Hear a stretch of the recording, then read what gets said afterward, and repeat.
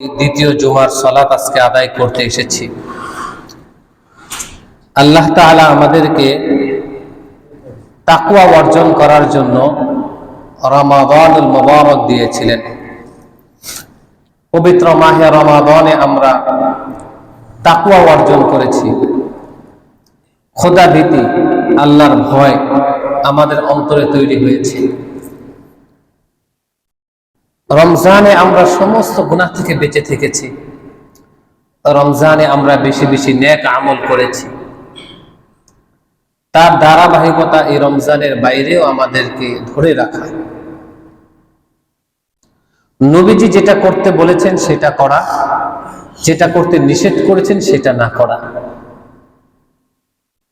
সমস্ত হারাম থেকে আমাদেরকে বেঁচে থাকা। এ ব্যাপারে আপনাদেরকে একটা হাদিস আমি শোনাই। বুখারী শরীফের ৭,২৮৮ নম্বর হাদিস। রাসূল করিম সাল্লাল্লাহু আলাইহি ওয়াসাল্লাম বলেন, মা নাহাইতুকুম আনহু ফাজতানিবু ওয়া মা আমারতুকুম বিহি ফাফআলু মিনহু মা মাস্তাতা'তুম ফাইন্নামা আহলাকাল্লাযীনা মিন ক্বাবলিকুম কাসরাতু মাসাইলিহিম ওয়া ইখতিলাফুহুম আলা আমবিয়াইহিম। নবীজি হাদিসের মধ্যে বলেন, আমি তোমাদেরকে যেটা নির্দেশ দেই সেটা তোমরা করো, আমি তোমাদেরকে যেটা করতে বলি সেটা তোমরা করো, যেটা ধরতে বলি সেটা তোমরা ধরো, এবং যেটা থেকে তোমাদেরকে নিষেধ করি তোমরা সেটা থেকে বিরত থাকো, যথাসম্ভব বিরত থাকো। এরপরে নবীজি বলেন, ফাইন্নামা আহলাকাল্লাযীনা মিন ক্বাবলিকুম কাসরাতু মাসাইলিহিম। পূর্বের মানুষগুলো, পূর্বের জাতিগুলো, পূর্বের উম্মতরা ধ্বংস হয়েছেন অতিরিক্ত প্রশ্ন করার কারণে। কিসের কারণে? অতিরিক্ত প্রশ্ন করার কারণে। এর জন্য অতিরিক্ত প্রশ্ন করা যাবে না। ওয়াখতিলাফুহুম আলা আমবিয়াইহিম, এবং নবীদের বিরোধিতা করার কারণে। কাদের বিরোধিতা? নবীদের বিরোধিতা করার কারণে আল্লাহ পাক তাদেরকে ধ্বংস করেছেন। অধিক প্রশ্ন করার কারণে আল্লাহ পাক তাদেরকে ধ্বংস করেছেন। তার আগে নবীজি আরো দুইটা কথা বলেছেন, যেটা করতে বলি সেটা করো, যেটা ছাড়তে বলি সেটা ছাড়ো। তাহলে নবীজি কি করতে বলেছেন আর কি ছাড়তে বলেছেন? এক কথায় উত্তর, সমস্ত হারাম ছেড়ে দিতে হবে। এক কথায় উত্তর, কি ছেড়ে দিতে হবে? সমস্ত হারাম আমরা ছেড়ে দিব, সমস্ত গুনাহের কাজ আমরা ছেড়ে দিব, সমস্ত নেক আমলগুলো আমরা করব। অতিরিক্ত আমরা প্রশ্ন করব না। যেই প্রশ্ন করার কোনো দরকার নাই, হুজুর নূহ আলাইহিস সালাম যে কিস্তিতে ছিলেন সেই কিস্তি কোন গাছের কাঠ ছিল, এটা অপ্রয়োজনীয় প্রশ্ন। এইভাবে ফেসবুকের মধ্যে, মেসেঞ্জারের মধ্যে অনেক প্রশ্ন করে, যেগুলো আমি স্বাভাবিকভাবে উত্তর দিই না। উচিত কোনো কিছু জানার থাকলে উলামায়ে কেরামের সোহবতে গিয়ে তারপরে জিজ্ঞেস করতে হবে। মেসেঞ্জারে করে বলে দিল, প্রশ্ন করে দিল, কমেন্টে প্রশ্ন করে দিল, আবার বলে হুজুর উত্তর দেয় না। আপনার জানার থাকলে আপনি কাছে আসবেন, আপনি বড় আপনি ফোন করতে পারেন। তো রাসূল করিম সাল্লাল্লাহু আলাইহি সাল্লাম বললেন, তোমরা শুনে রাখো, অধিক প্রশ্ন করা থেকে বিরত থাকো, তাহলে তোমাদের উপর আযাব আসবে। নবীর বিরোধিতা করবে না। নবীর বিরোধিতা করার কারণে অতীতের জামানায় তারা ধ্বংস হয়েছে। এখনো যারা নবী তো নাই, নবী আর আসবে না, নবীর দরজা বন্ধ হয়ে গেছে, কিন্তু ওয়ারাসাতুল আম্বিয়া, নবীর ওয়ারিসরা রয়েছে। আল উলামা ওয়ারাসাতুল আম্বিয়া, উলামায়ে কেরাম নবীদের ওয়ারিস। নবীদের ওয়ারিসের সাথে কখনো বেয়াদবি করা যাবে না।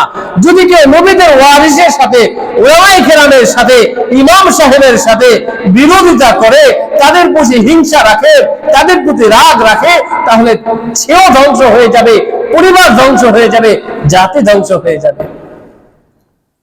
রোগ ছাড়ে না, পেরেশানি ছাড়ে না, ব্যবসায় ছাড়ে না। হুজুর অনেক ব্যবসায় লস, অনেক ক্ষতির মধ্যে আছি। আপনার ভিতরে তো উলামাদের বিরোধিতা আপনার অন্তরের মধ্যে রয়েছে। আপনার বিপদ কিভাবে দূর হবে? নবীজি বলছেন, তোমরা বিরোধিতা করো না। এর জন্য আম্বিয়া কেরামদের বিরোধিতা করার কারণে ধ্বংস হয়েছে। উলামায়ে কেরামের বিরোধিতা করব না। আর প্রথম যে দুই কথা বলেছেন, যেটা নবীজি করতে বলছেন করব, যেটা ছাড়তে বলছেন ছাড়ব। আলহামদুলিল্লাহ, পবিত্র মাহে রমাদান মাসে মদ পান করে নাই। মুসলমান অন্য মাসে মদ পান করলেও পবিত্র মাহে রমাদান মাসে মদ পান করে নাই। এজন্য রমজানের বাইরেও আমাদের মদ পান করা যাবে না। জামে তিরমিজি শরীফের 1862 নম্বর হাদিসের মধ্যে আসছেন, রাসূল করিম সাল্লাল্লাহু আলাইহি ওয়াসাল্লাম ইরশাদ করে, আব্দুল্লাহ ইবনে ওমর রাদিয়াল্লাহু তাআলা আনহু হাদিসা বর্ণনা করেছেন, মান শারিবাল খামরা লাম ইয়াকবালিল্লাহু লাহু সালাতান 40 সাবাহান। যদি কোনো ব্যক্তি একদিন মদ পান করে 40 দিন পর্যন্ত তার আমল কবুল হবে না, 40 দিন পর্যন্ত তার নামাজ কবুল হবে না।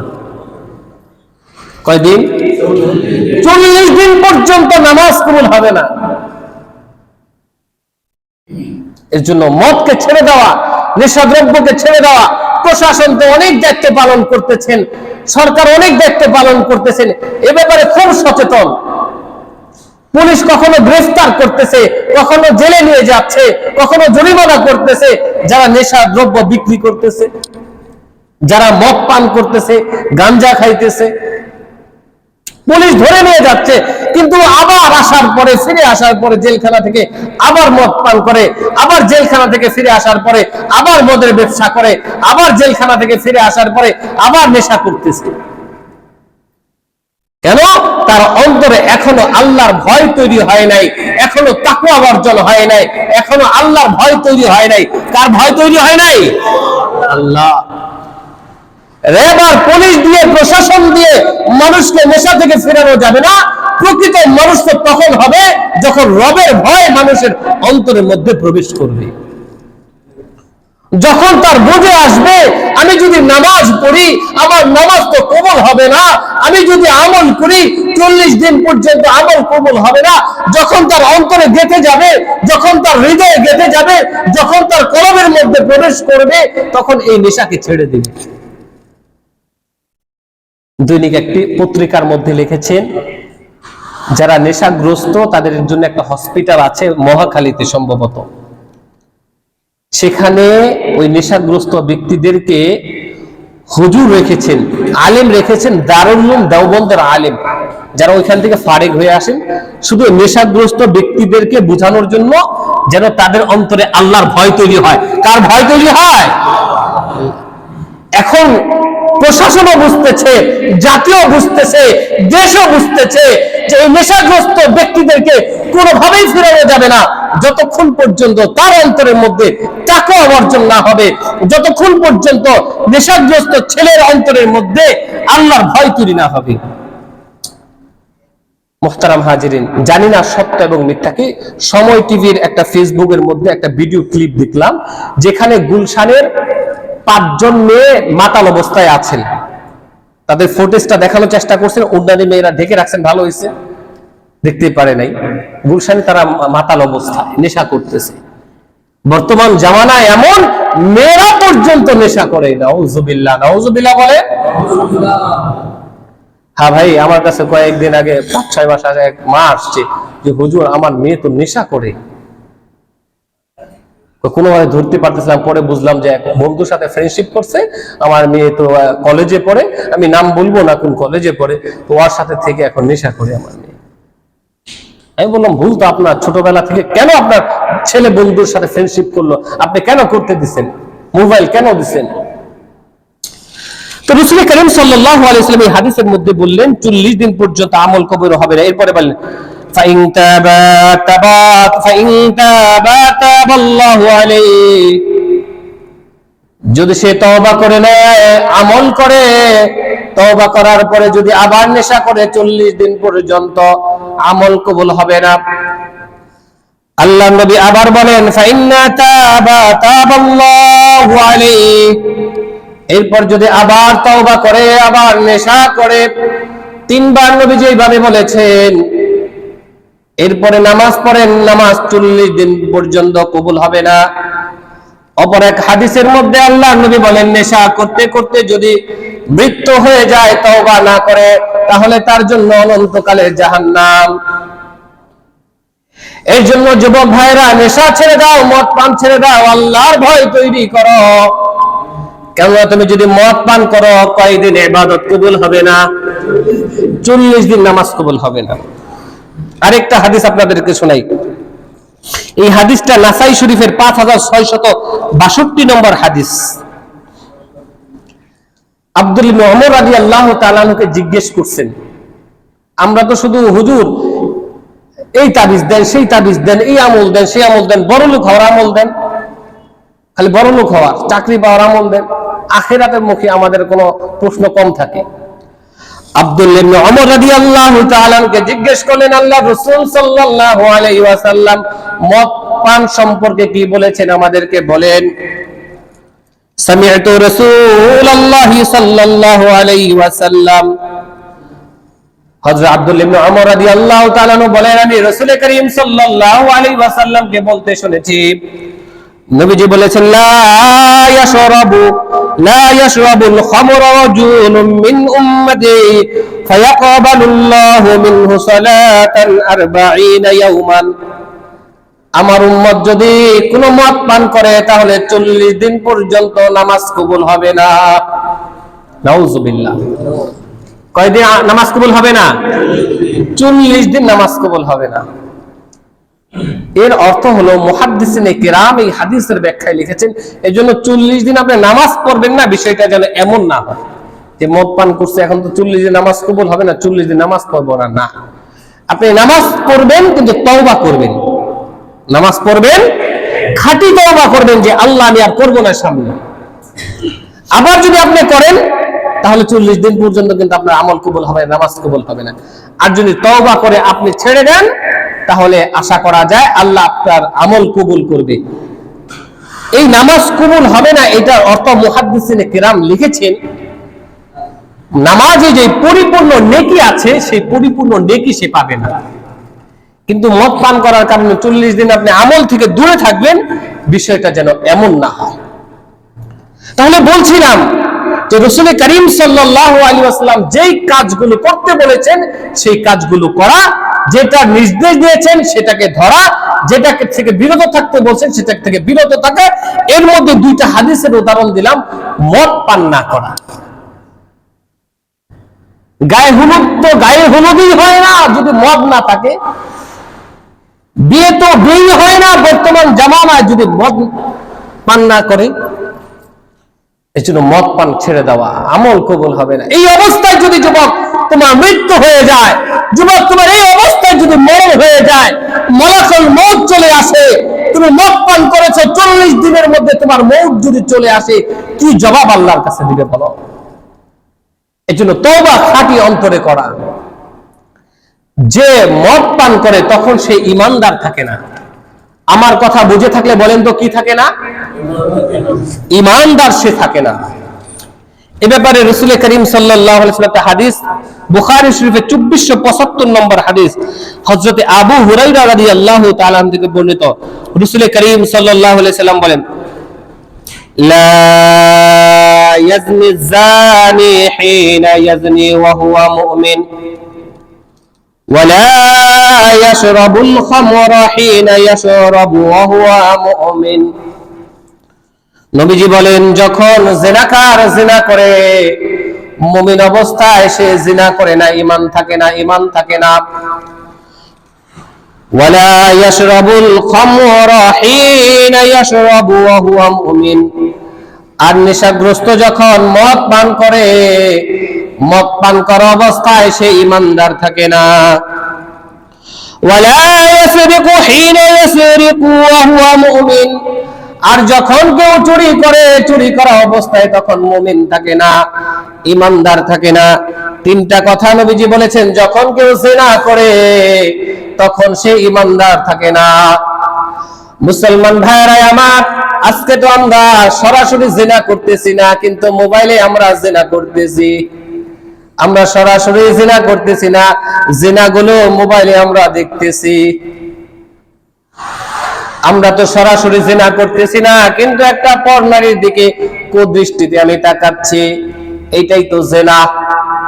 চোখের জিনা হলো কুদৃষ্টি করা, জবানের জিনা হলো জবান দিয়ে খারাপ কথাগুলো বলা, আর শরীরের জিনা হলো ওইটাকে প্রয়োগ করা। এই জন্য দেখা যাবে না। 2 নম্বর নবীজি বলেন ওয়ালা ইয়াশরাবুল খামরা হিনা ইয়াশরাবু ওয়া হুয়া মুমিন, আর যখন নেশাগ্রস্ত ব্যক্তি মদ পান করে তখন সে ঈমানদার থাকে না। এজন্য যুবক ভাইয়েরা, আপনি যদি মদ পান করেন তখন ঈমান থাকে না। এই হালতে যদি আপনার মওত হয়ে যায়, মৃত্যু হয়ে যায়, আল্লাহর কাছে কি জবাবটা আপনি দিবেন বলেন? কি জবাব আল্লাহর কাছে আপনি দিবেন? এজন্য খাঁটি তওবা করে নাও যে আমি আর জীবনে মদ পান করব না। এত বয়ান, এত নসিহত দিয়ে কি হবে? অনেকের প্রশ্ন, হুজুর এত বলে কি হবে? ফিরে তো আসে না, মানুষ ফিরে আসে না। রমজান মাস বয়ান শুনলাম, মাহফিল রাস্তাঘাটেও শুনি, মাটিও শুনি, প্রত্যেক জুমায় জুমায় শুনি। ভাই, কোন কথায় আল্লাহ হেদায়েত রাখছেন একমাত্র কে জানেন? আল্লাহ জানেন। আজ থেকে প্রায় 15 বছর আগের কথা বলছি। তখন আমি তো ফারিগ হই নাই, পড়ালেখা তখন করতেছি। আমার এক বন্ধু, বন্ধু বলতে মাদ্রাসার বন্ধু না, পাড়া প্রতিবেশী এলাকার হিসাবে বন্ধু, তো ওকে আমি হাদিসটা শোনাইছিলাম, যদি কেউ নেশা করে 40 দিন পর্যন্ত তার নামাজ কবুল হবে না, যদি কেউ মদ পান করে 40 দিন পর্যন্ত তার আমল কবুল হবে না। গত 2-3 বছর আগে আমাকে বলতেছিলেন, বন্ধু আমাকে বলছে, বন্ধু তুমি একদিন আমারে বলছিলে অমুক জায়গায় 10-15 বছর আগে যে মদ পান করলে নাকি 40 দিন পর্যন্ত নামাজ কবুল হয় না। সেদিন থেকে খাঁটি তওবা করেছি, আমি আর কখনো মদ পান করি নাই, আগামী তো জীবনেও কখনো মদ পান করব না। আল্লাহু আকবার বলেন। আমি কিন্তু তখন বয়ান করি নাই তাকে, মানে কথার পরিপ্রেক্ষিতে বন্ধুর সাথে আলাপ করতে গিয়ে আলাপটা করেছি। মানে বন্ধু একদিন মদ পান করার কথা বলতেছিল, কে কে করতেছে কি, তা আমি বন্ধুকে এই কথাটা, এই হাদিসটা আমি শোনায় দিছি। দেখেন হেদায়েত পেয়ে গেছে। ইব্রাহিম ইবনে আদহাম রাহমাতুল্লাহি আলাইহি, তার জীবনটা পরিবর্তন হয়েছে। এই ঘটনা আমি গত বুধবার দিন রাতে আমি শুনেছি আমার শায়েখের জবানে, মুফতি ইব্রাহিম আফ্রিকি হাফিজাহুল্লাহ, যিনি আজকে আমাদের টিকেটপুর মাদ্রাসায় বাদ আসর বয়ান করবেন, বাদ মাগরিব, বাদ ইশা বয়ান করবেন সোনা হাজরা মাদ্রাসায়। আমি বুধবার গিয়েছিলাম ঢাকা সাইনবোর্ড মাদ্রাসায়, মুফতি জাকির সাহেবকে, হজরতকে মেসেজ করেছিলাম যে হজরতের কোনো প্রোগ্রাম ঢাকায় আছে কিনা। হজরত আমাকে জানালেন যে আজকে সাইনবোর্ড আছে বাদ মাগরিব। আমি 10 মিনিটের মধ্যে রেডি হয়ে চলে গেছি, আলহামদুলিল্লাহ, গিয়ে মাগরিব পড়ছি, আসর রাস্তায় পড়েছি। তো হজরতের জবান থেকে যে ঘটনা শুনেছি সেটা আমি বলবো। তার আগে আমি আপনাদেরকে যে মেসেজটা দিতে চাই, আপনারা যারা পারেন আপনারা যাবেন আমাদের টিকেটপুর মাদ্রাসায়, যাবেন সোনা হাজরা মাদ্রাসায়, আল্লাহ ওয়ালাদের সোহবতে যাবেন, যাওয়া অনেক বেশি দরকার। আমি আপনাদেরকে বলে বোঝাতে পারবো না। আমি শুধু একটি রাত ছিলাম, আর এক রাত তো এর আগে আমি বগুড়ায় গিয়েছিলাম, এক রাত হজরতে ছিলেন, আমি ওইখানেই ছিলাম। শুধু আমি না, বড় বড় শাইখুল হাদিস ছিলেন। ঢাকা শহরের মধ্যে অন্যতম প্রসিদ্ধ একটা মাদ্রাসা বাড়িধারা মাদ্রাসা। কোন মাদ্রাসা? আপনার গুগলে সার্চ দিবেন, ফেসবুকে দেখবেন, বাংলাদেশের মধ্যে প্রসিদ্ধ মাদ্রাসা। যে মাদ্রাসার প্রতিষ্ঠাতা মুহতামিম সাহেব ছিলেন আমাদের মুফতি জাকির সাহেবের শ্বশুর মুফতি নূর হোসেন কাসেমি রহমাতুল্লাহি আলাইহি, যিনি পৃথিবীর বুক থেকে বিদায় হয়েছে। অনেক বড় মাদ্রাসা। সেই মাদ্রাসার মুহাদ্দিস মুফতি ওবায়দুল্লাহ ফারুক সাহেব, শাইখুল হাদিস মুফতি ওবায়দুল্লাহ ফারুক সাহেব, তার দাড়ি সব পেকে গেছে। তিনি বলতেছিলেন যে আমাদের হযরত, আমাদের আকাবের, আমাদের মুরব্বী এই মুফতি ইব্রাহিম আফ্রিকি সাহেব সম্পর্কে বলতেছেন, তাকে সাহেব বলতেছেন। সারা বিশ্বের মধ্যে সবচেয়ে বড় মাদ্রাসা দারুল উলুম দেওবন্দ। এই এক একটা কথার 1 লক্ষ না 5 লক্ষ টাকা দাম, মনে রাখবেন যে কথাগুলো আমি বলতেছি। কারণ এই আকাবের, এই মুরব্বীদের কথাগুলো অনেক ওজনী। সারা পৃথিবীর মধ্যে সবচেয়ে যে বড় মাদ্রাসা সেটা হলো দারুল উলুম দেওবন্দ মাদ্রাসা, যেই মাদ্রাসার ফতোয়া সারা বিশ্বের মধ্যে চলে। সেই মাদ্রাসার মুহতামিম সাহেবও জামিল মাদ্রাসায়, বগুড়া জামিল মাদ্রাসায় 3 দিন অবস্থান করেছেন। আলহামদুলিল্লাহ, সেই হযরত আমাদের বাড়ির কাছে আসেন, ইব্রাহিম আফ্রিকি সাহেব। আমি আপনাদেরকে দাওয়াত দিচ্ছি, আপনারা যারা পারবেন আপনারা যাবেন। নবাবগঞ্জের মানুষরা আলোচনা শুনতেছেন, দোহারের মানুষগুলো শুনবেন, কাছের মোহাব্বতের মানুষদেরকে হৃদয় থেকে বলতেছে, অল্প সময়ের জন্য হলেও যাবেন। আমি ইব্রাহিম যাওয়ার পরে আমার ভিতরে স্পৃহা জাগে, আমলের প্রতি আগ্রহ তৈরি হয়। আমি একজন আলেম, আমি যাই, আপনাদেরও যাওয়া দরকার।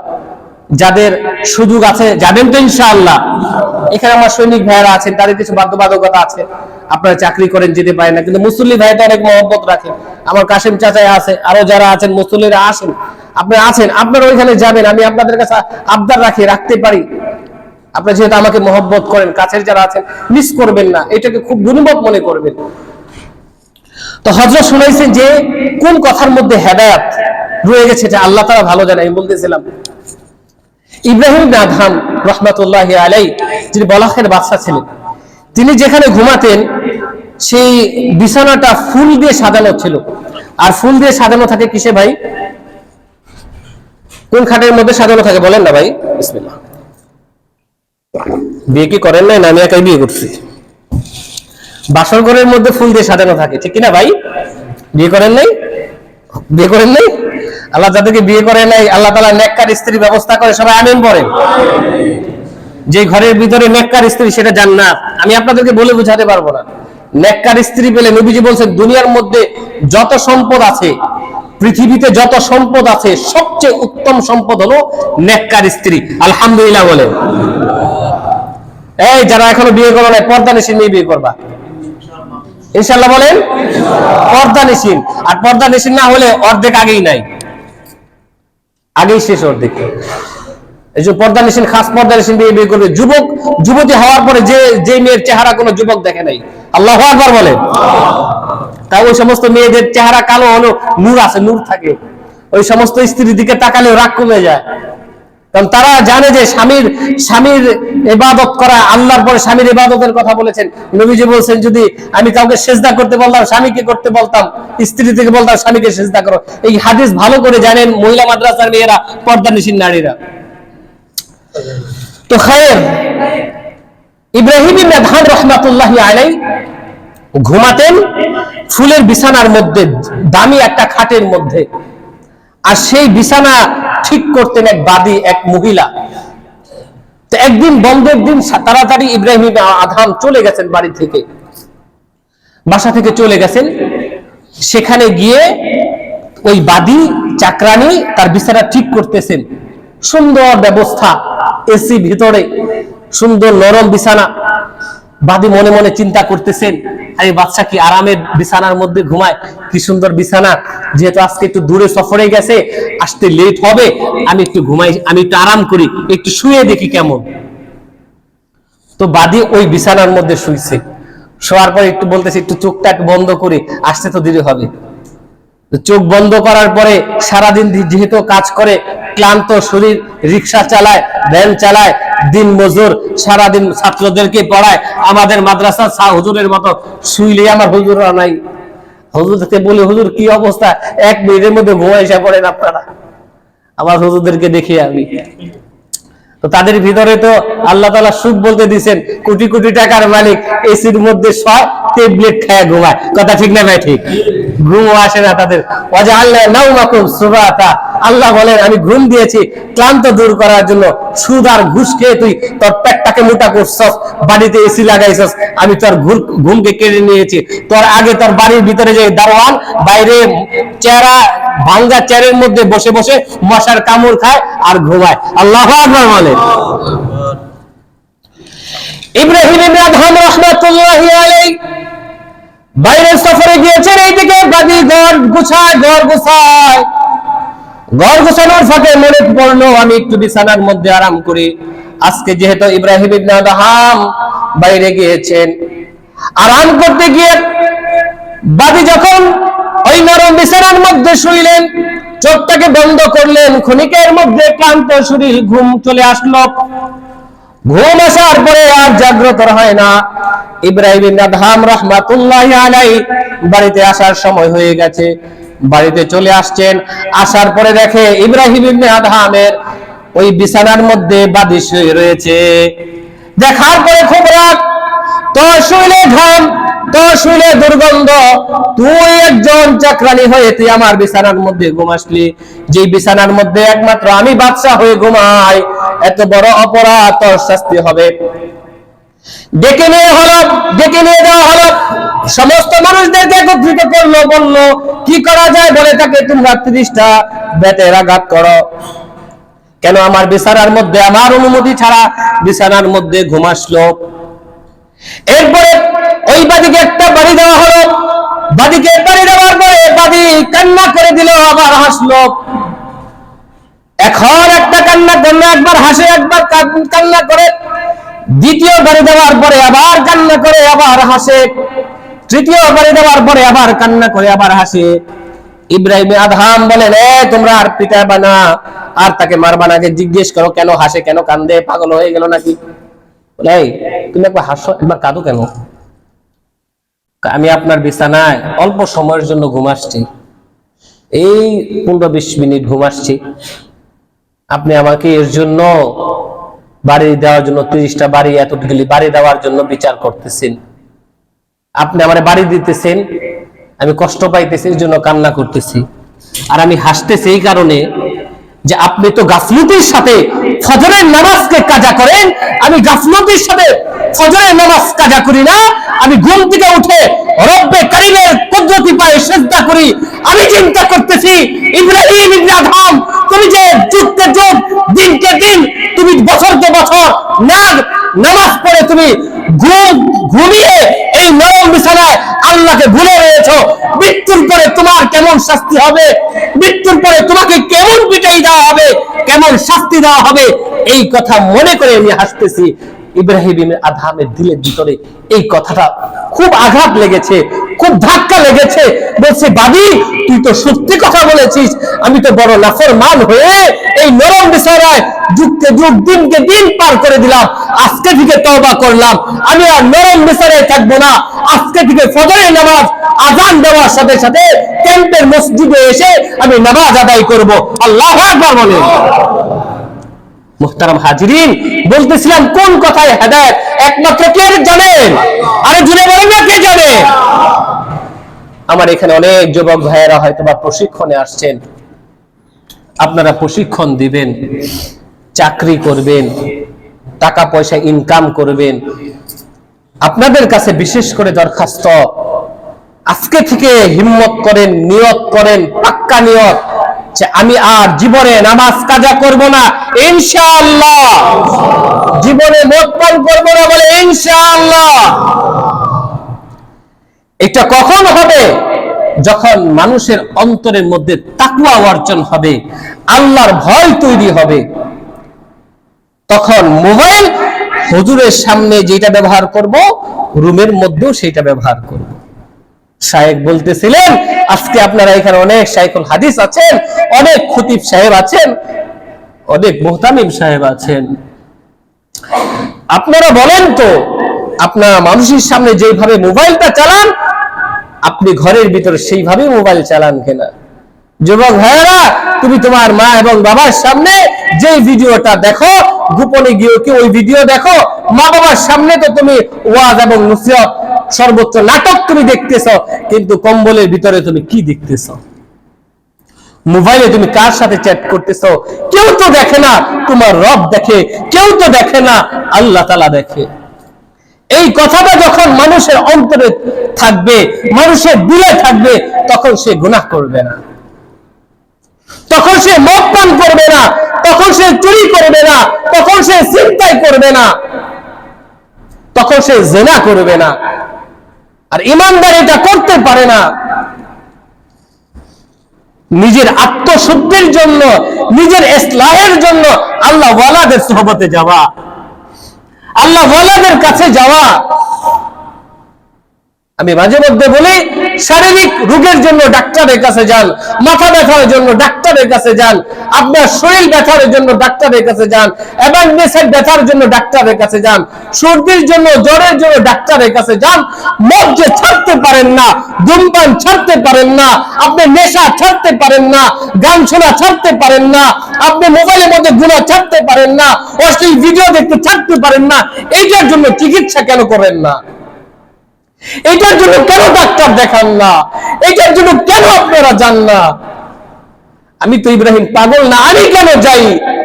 আমার মতো বড় বড় শাইখুল হাদিসরা কেন আরেক খানকার মধ্যে যায়, আল্লাহ ওয়ালার কাছে যায়, নিজের আত্মার চিকিৎসার জন্য যায়। এক ছাত্র তার শিক্ষকের কাছে গেছেন, শায়েখের কাছে গেছেন, মুরব্বির কাছে গেছেন নিজের আত্মশুদ্ধির জন্য, নিজের ইসলাহের জন্য। এইভাবে অনেক ছাত্র গেছেন। আপনারা এখানে অনেক যুবকগুলো আসছেন এখানে প্রশিক্ষণ দেওয়ার জন্য। এখন যিনি প্রশিক্ষণ দেওয়ান এর মধ্যে একজনকে সে ভালোবাসেন, স্যার বেশি ভালোবাসেন, কিন্তু এই ছেলেটা আসছে 2-1 দিন পরে। কিন্তু এখানে যারা প্রশিক্ষণ দিচ্ছেন তারা অনেক পুরাতন, আরো আগে কয়েকবার আসছে। এখন স্যারে যাকে বেশি ভালোবাসে তার ব্যাপারে সবাই কমপ্লেন করলেন যে স্যার আপনি যে তাকে বেশি ভালোবাসেন, শায়েখ আপনি যে তাকে বেশি ভালোবাসেন, তার এই ভুল আছে। অনেক সময় আমরা আমাদের ছাত্রদেরকে বেশি ভালোবাসি কিছু ছাত্রের মধ্যে। তো আমাকে অনেক সময় আমার অনেক অন্য শিক্ষকরা বলেন যে হুজুর আপনি তো আর একটু বেশি ছাড় দেন, আপনি আর একটু বেশি ছাড় দেওয়ার কারণে এই হয়। আমাকেও বলেন, অনেক ছাত্র আছে যে দেখে যে আমি অমুককে বেশি ভালোবাসি, বেশি মহব্বত করি। আমাদেরকে অনেক সময় হুজুর আমাদের শিক্ষকরা বেশি মহব্বত করতে ভালোবাসতেন একজন আরেকজনের কম বেশি করে। সাহাবায়ে কেরামদের মধ্যেও এমন হয়েছে, কখনো আবু বকরকে কখনো ওমরকে। তো সবাই কমপ্লেন করলেন যে আপনি যে তাকে ভালোবাসেন তার তো এই ভুল রয়েছে, এই ভুল রয়েছে। সে তো নিজের আত্মশুদ্ধির জন্য অল্প কয়েকদিন হয়েছে আসছে, আর আমরা তো দীর্ঘদিন ধরে আপনার কাছে আছি, 6 মাস হয়েছে, 1 বছর হয়েছে, আমি 1.5 বছর ধরে রয়েছি, আর সে আসছে মাত্র 10-20 দিন 30 দিন হয়েছে। আপনি তাকে এত বেশি ভালোবাসেন কেন? এখন শিক্ষক এই ঘটনাও আমার শায়েখ শোনাইছেন, আমি আপনাদেরকে শোনাচ্ছি। শায়েখের কথা কেন বলি? বড়দের কথার মধ্যে একটা নূর আছে। আমি গুনাহগারের কথা যখন বলবেন আপনারা তখন বলবেন যে আমাদের খতিব সাহেব এই বয়ানটা করছেন, এই কথার মধ্যে আলাদা একটা নূর আছে। আমার নাম না বলা দরকার না, আমার শায়েখের কথা বলবেন, আর আমি তো হাদিস থেকে কিতাব থেকেই আমি বলি। তো কি ঘটনা শুনাইছেন? যে ঠিক আছে, আমরা এই ঘটনা আলহামদুলিল্লাহ আমার মনে হয়, আমি তো আসলে স্কুলে পড়ি নাই।